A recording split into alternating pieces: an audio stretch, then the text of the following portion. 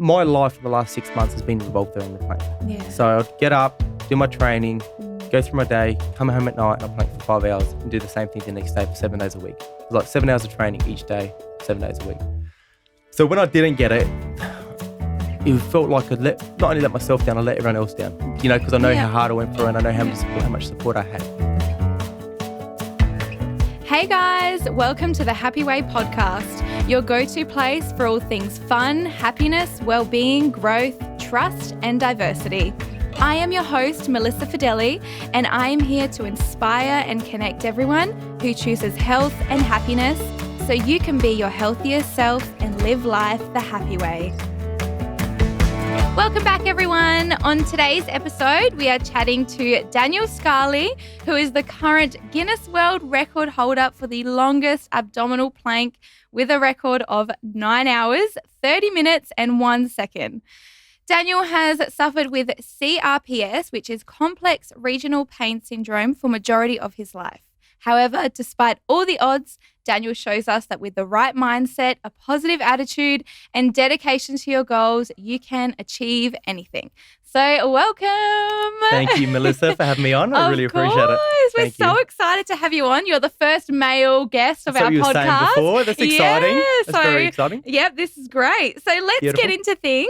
Tell us a little bit about what CRPS is and your experience with this and what happened. So complex, or CRPS, otherwise known as complex regional pain syndrome, it's virtually your brain sending wrong signals to your affected area. So back when I was 12, I fell off a trampoline, had a severe break. Picture your left hand, or the back of your left hand, touching your back of your elbow. That's how bad the break was. Wow. So had to go into hospital, get some pins put in, fix up the bones, and that was all sort of normal. But I noticed after the break, I had constant pain. I wouldn't be able to move my fingers. My fingers would be sweaty as well as swollen. Anything where I tried to move my shoulder, it would just send me a bad flare-up, and I would have a constant ache there. Like it could be an ache or a stinging or a burning, but there was always something there. So having to be readmitted back into hospital because of the pain, that's when they formally diagnosed me with CRPS. But it's virtually anything like soft touch, movement, wind, water will just send me pain. Like as I just sit there, I'd have a constant throb, but it's just something I've learned to live with.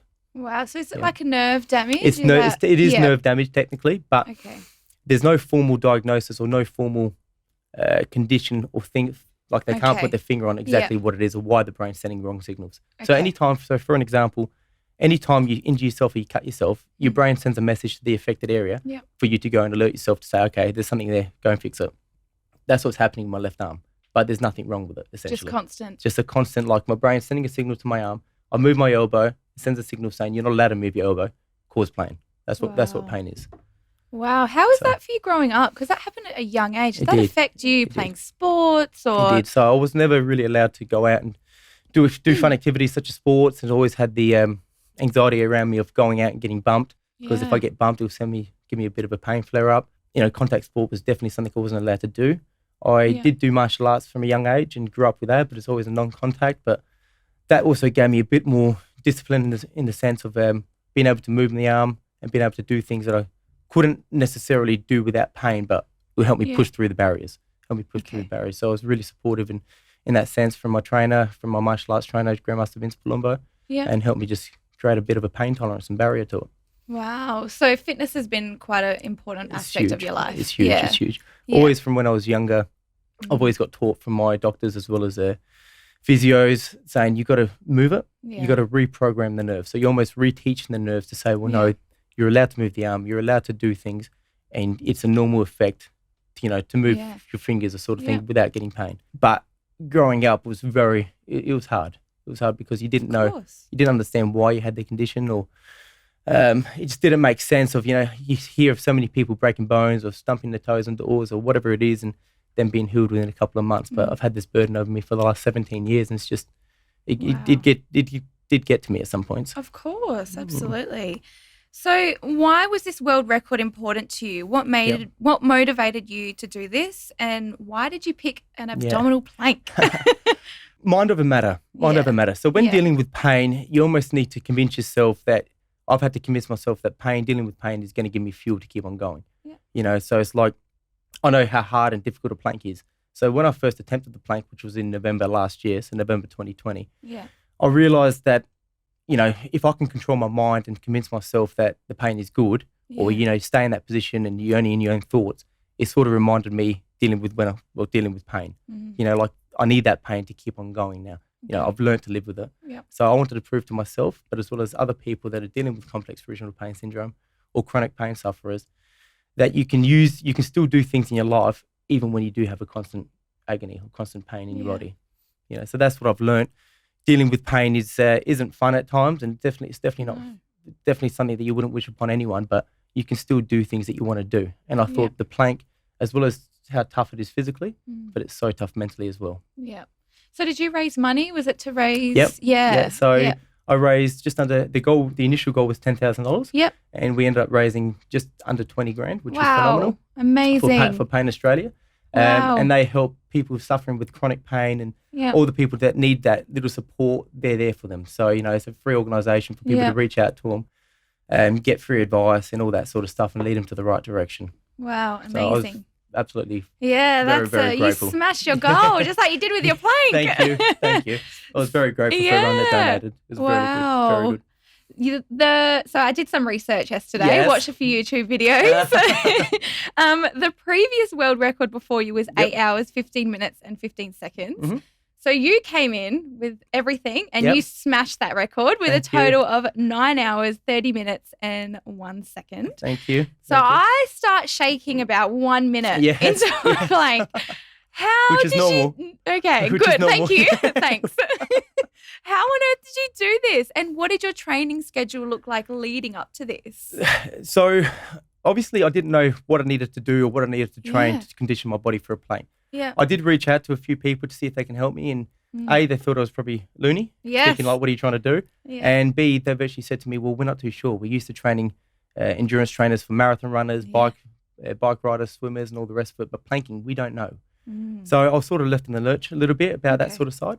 But there's one thing I did need, and that was a mind coach. Okay. So I knew that, because I needed to sort of lead myself in the direction in my mind, I needed someone to help me and implement like things to take me away from pain or to give me little tools that I needed just to sort of create my own space while I was planking. Yeah. So mind coach was probably the most important thing for you during that time. Definitely. Wow. So my training would involve me getting up in the morning, and this is all just something that I've thought of myself. Okay. Get up in the morning. I knew I had to keep my fitness up. So I'd be doing fitness activities in the morning, going to JC Fit, coming home, running, coming back home, doing a few hundred push-ups, a few hundred sit-ups, a few hundred arm curls. This is all before 7 o'clock. Oh my God, you made me feel bad about myself. I'd go and have a shower, go to work. Yeah. Knew at lunch I had about 45 minutes to an hour to train. I'd do a short 20 to 30 minute plank with a 20 kilo weight on my back. And then I'll just do some exercises, whether it be training my back, training my shoulders, training my biceps, anything I could do that would condition that I knew would burn out during the plank. Wow. So does it use your entire body, like all the muscles? Everything. So you can't just focus on like your core, or it was just everything? It's from the pain running down your shoulders to your neck, to your triceps, to your thighs, your knees, even your feet. Like, how do you condition your toes? I know. How do you condition your toes to hold you up? How do you condition your toes? It was a nightmare. Wow. It was a nightmare to get through. But I knew what I needed to do. Yeah. What I believe I needed to do to get through it. And the biggest thing that I know I needed to do was just keep on planking. Okay. I can do as many push-ups and sit-ups as I wanted, but planking was ultimately the main condition of everything. Okay. But that takes time. Of course. It takes time. So before you started, you said, all right, I'm going to do this. I'm going to, go for this world record. Yep. What was your longest plank? Probably, so my first plank was 2 minutes. Okay. Back with a few friends in my parents' backyard or front yard. Yep. And then a few weeks after that, I did a 5-minute plank. Okay. And then after that, I probably hit an hour. Wow. An hour. So this is before January. Yeah. And then in January 2021, I said, no, I'm going to go for it. So an hour was where I was before. And I knew I had another 7 hours ahead of me. That is crazy. So you speak about mindset. Yep. How important is it during a challenge like this? We all know that physical fitness obviously needs to be in an incredible form, but mental health and mindset, for 9.5 hours, that's a long time. You're sitting there, you're like, what's going through your head? Yeah. what are you telling yourself? How do you work through that? What is your mental state got to be So like? mindset's everything. No matter what you do, and dealing with pain, mindset's a Mm. massive thing as well. You almost have to accept what you're going to do or what you're going to have to overcome to condition your body as well as your mind to come together. So as soon as you have your mind and your body come together, I'll find that you can do anything. You know, when you're sort of training and when you're planking for that sort of period of time, you need to find. When I was training, I was training my mind to take myself to a different place. Yeah. You know, to get me out of the stress and out of the tension out of my body. I would find a space. I created a space with my mind coach, Michael. Yeah. To take me there, and that would take me away for about 20 or 30 minutes at a time. So was that like a meditation? It was like a meditation. Deep meditation? A deep meditation. So you're almost meditating while still being around your surroundings. Okay. So in that way there you don't break the plank. Yeah. Okay. So whenever I felt stress come upon or my body getting heavy or my shoulders starting to burn, I would remind myself where I am. I'd scan my body. You scan up from your feet, go up to your knees, go through your thighs. So you feel everything in your body. So you realize where you are. And then you'd almost take yourself away with the pain to a space I created. Walk us through those 9 hours. Sorry, 9 hours, 30 minutes in 1 second. I don't want to undercut you at all. Thank you. What was going through your head? What was your body experiencing? When did you start to feel pain? Walk us through it. Okay, so I knew I've hit the 9 hours before, so I knew what I was going to be out for. So the first time I went for the plank, it got disqualified because my hips, the Guinness World Records come back to me saying my hips weren't in the right position. Wow. So oh my goodness. That was shocking. How did that feel getting that news? It was shocking. It was devastating. I remember I was with a friend driving in the car and he was driving and I get a notification about 7 o'clock on a Thursday night. I saw the Guinness World Record and I knew it was about time for me to find out if I got it or not. And as soon as I opened up saying, we're sorry to announce, I just dropped my phone and looked forward. It was so upsetting. But back to the question, I knew what I had to expect. So I knew at an X amount of times, could be the 3-4 hour mark, my shoulders would start to burn. At the 6 hour mark, I'll start to feel like a shooting pain in my ribs. So I knew all that. Yeah. But the second time that I went for it, I remember at the 14-minute mark, my thighs started to burn. Wow. And that didn't happen the first time? That's never happened. Wow. That's never happened. So at the 14-minute mark, I remember feeling my thighs, asking Michael, what time is it? Because it's only 14 minutes in. I didn't mention to him about my thighs because I didn't want to stress him out. I'm thinking this isn't right. So I had to push through that. How long did that last? That was through the whole thing. Oh my God. That was through the whole thing. Yeah. Oh, wow. Yeah. So I just had that constant burn. It's almost like you're sitting, you know how you sit on a wall? And just sit there sort of thing. Oh, just that constant burn in my thighs. But once again, I used my mind to sort of condition to see the colour of my pain as red, change it to yellow, and that yellow effect will cool it down. So it'd still be there, but it'd be like a blanket over it. Okay. So I took myself away from that.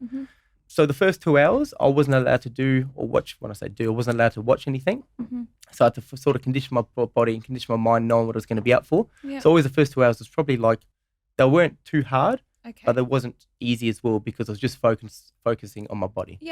After that, I'd be able to put something on. So whether it would just be a TV series or something that I was sort of into. Not that I would be able to remember what I was watching, but it'd just be things like a picture on my phone that would just sort of take time away from me. Just take time away from me. And then probably at around the 6 hour mark or 7 hour mark, that's where I felt a shooting pain coming through my rib. And it felt like the best way I can explain that, it's like you're getting a stick and you're just poking it into your right rib. Just someone's just constantly just poking it a little bit harder. And you can't alleviate the pain because the only way to alleviate it is to stretch it up. But by stretching, lifting your body up, you're going to break the plank. Exactly. So that, and I learned obviously from being disqualified the first time, they're that critical. Don't move. Just don't move. Don't move. Don't lift your hips. Don't drop your hips. Don't lift your elbows. Because as soon as you break the plank, you're disqualified. Wow. There's no air from your wrist to your elbow. Your feet can't get off the floor. So they're just real critical of what the plank is. And then the 7 hour mark came. Sort of felt a bit of a vibration come throughout my body. And that's where my body started to almost reject what I was doing. And I felt something turning in my stomach and I felt vomit wanting to come up. So that's when I started to actually vomit myself. Yeah. Wow. And I started stressing out then, but my mind coach come back to me, remind me where I was, talk me through, visualize my body or scan my body, saw the different colours in my body, and that just got me over the line. So I've got to ask, after getting that news the first time of, you were unsuccessful, a lot of people would see that and be like, you know what? Bugger it. I'm not doing that again. I've done it. I've tried. I that was the most harsh 9 hours of my life. What made you be like, no, I'm going to do it again and I'm going to keep doing it until I get this? I knew I needed to get it. Okay. So I'm a type of person, if I've got something Yeah. in my head, that's it. Yeah. Like, that's it. You know, like my life for the last 6 months has been revolved around the plank. Yeah. So I'd get up, do my training, Mm. go through my day, come home at night and I'll plank for 5 hours and do the same thing the next day for 7 days a week. It was like 7 hours of training each day, 7 days a week. So when I didn't get it, it felt like I not only let myself down, I let everyone else down. You know, because I know how hard I went for it and I know how much support I had. But it was so hard to sort of get back on that horse to know that what I needed to put myself through. Like the main day, as in planking for 9 hours, I could accept. But the leading up to it, because obviously I didn't train as hard after I did the main plank. Yeah, of course. So I slowed down my training. But having to jump straight back into it and do the 5 hours planking a night, getting up early, doing the running, doing the training, that was the hardest part. So what was the time between the first attempt and the second attempt? About 6 weeks. Wow. So About you had to 6 get weeks. full back into your training. And not to mention as well, Yeah. so the way I've been training originally, they weren't happy with my position. It was technically the wrong plank in their eyes. So I had to completely change your form. my form. And I mean, by doing that in such a short period of time, I mean, I put more weight on my lower back to condition my lower back to put it lower. Different exercises that I haven't been, like that I had to sort of create in my mind, that I sort of had to think about to think, how can I condition my lower back to actually put it lower and not burn out as fast. So it was so daunting. And that was probably the scariest thing as well, knowing that I've done it before, because I've done it before, I knew I could get it. But if I didn't get it, it'd be so much more harder to swallow. I know. The first time you did it, you had friends and family around, and the second time you did it privately? I didn't announce it essentially because I didn't tell people that I didn't get the plank. Yes. So I just wanted to put my bum down, head up, and just concentrate as hard as I could just to get the plank. Get it done. I didn't want people to ask me what happened, explain the story, this, that, and the other. And I knew people, they had a right to know as well. Yeah. But as soon as I told one person, it would sort of go out like a spider web. Exactly. That's why I thought I had such a short amount of time just to do it. It was I didn't want to keep on dragging it out. I was meant to do it on the weekend of lockdown. Yep. That weekend came along, so it's unfortunately locked down. So then that pushed me out another 2 weeks. I had to organise everything, organise the new videographers and all the rest of it. It was tough. It was really tough. Yes. Physically as well as mentally, it was just tough. And knowing what I had to put myself through and my arm through as well was probably the hardest part. I have to ask, what if you needed to pee? I've been really wanting to know this question. I just wouldn't. I'm so grateful for my body not having to. You didn't not have having to pee? I was so grateful. It crossed my mind a few times. Like, do I need to go? No, I don't. I'm okay. And it sort of just passed. Because I've hit the 8 hours before, I knew what I could drink. Okay. So I could drink 3 liters without it, disrupting my body. And I could eat about 2 bananas. So I knew what I could eat. Were eat. you hungry? Not really. Okay. No, not really. All right. Not really. It's amazing what your body does. Yeah, that's crazy. What your body does when it knows it's got to go. Yeah. In my training, I'd find that I'll be doing the proper plank. But if I have to adjust myself or I have to go to the bathroom, I probably would just say, bugger it, just pause the clock, go to the bathroom, come back and do it again. Okay. But when you're in that zone and you know this is game day, your body completely changes and your mind and body become as one. Yeah. So they work together. I remember in training, in the start of my training sort of thing, the burning sensations that I had throughout my body and my arm, I wouldn't be able to cope. And I'd be moving around like a bloody wriggly worm. Yeah. Yeah, trying to stay still. But that's because I've relearned my mind and body weren't one. Yeah. As soon as I've convinced myself that they could be one and my mind controls my body controls my mind, it's phenomenal what you can achieve. Amazing.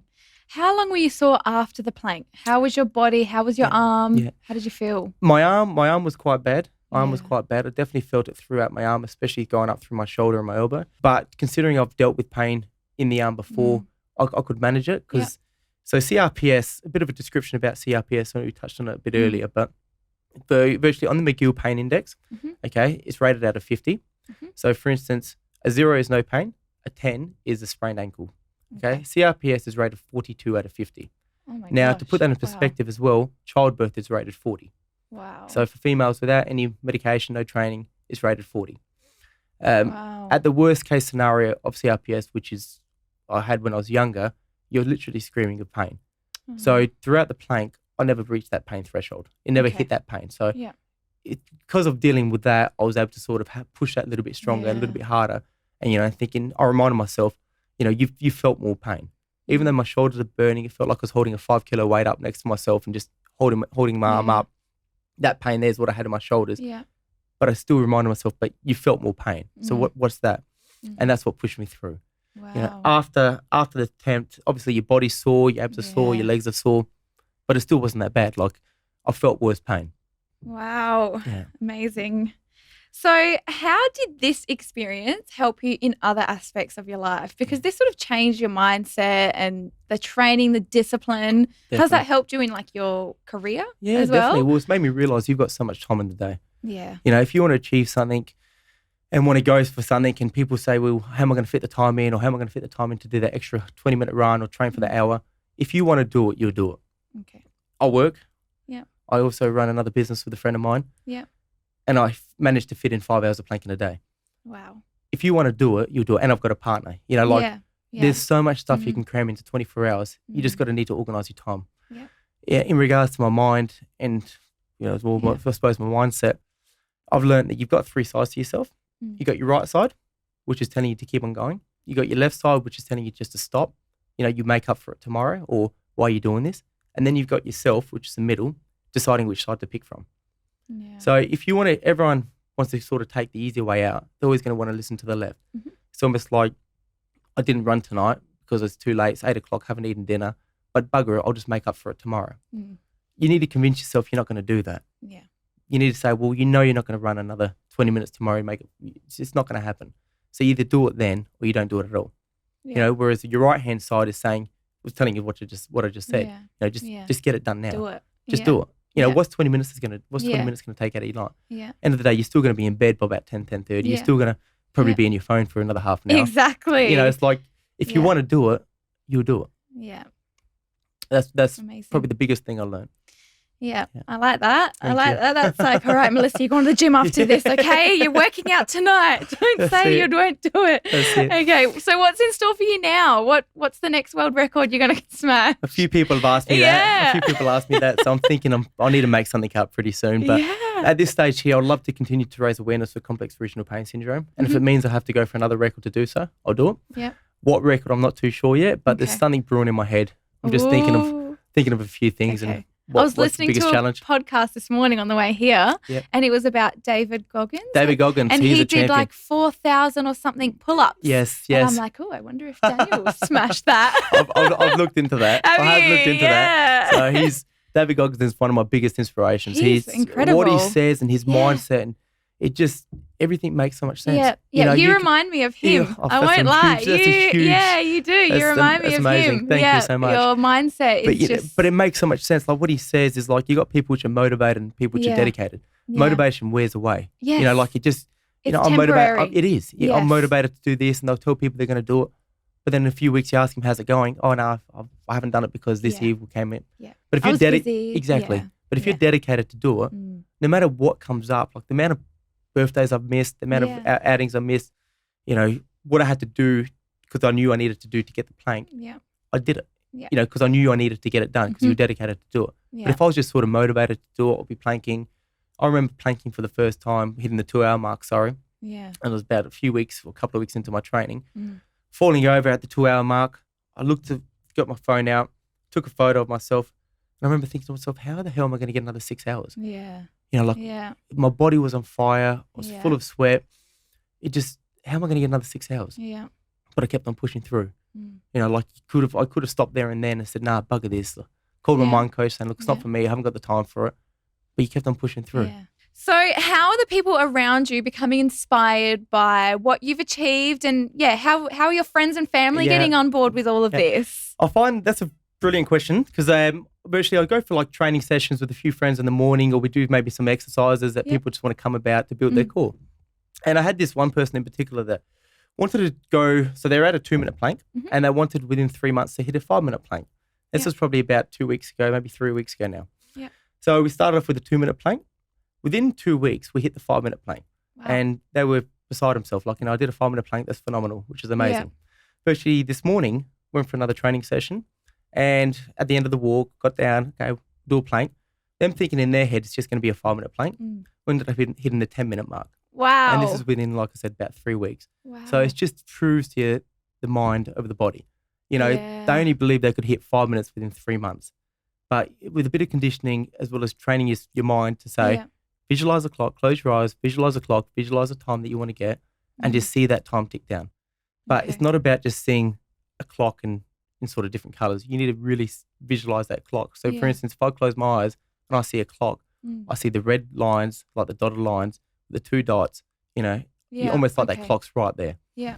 So it's just amazing what your mind can do when it knows what it's going to get. Yeah, so it's just putting your mind to it and getting rid of all the other crap and bullshit that's going on, and just telling yourself, I can do this. That's exactly right. Exactly. My body is strong. Exactly. But it's phenomenal. A 10-minute plank without any training is achievable. It's insane. achievable. And this is just like your average, like, is this someone who's super ripped and shredded and just normal, just training. They enjoy training and that's it. And that's it, which is phenomenal, which is crazy to believe that, their belief was hitting a 5-minute plank within 3 months. Yeah. But yet within 3 weeks, they've hit 10 minutes. Wow. It just proves condense your time. Condense your time. And I can't thank a good friend of mine, Chris. Yeah.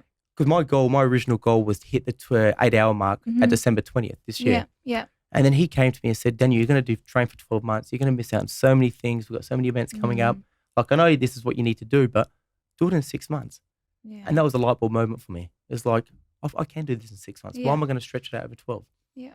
So so I started training in January. On May 15th is when I hit 8 hours 15, which was mind-blowing. Wow, that's incredible.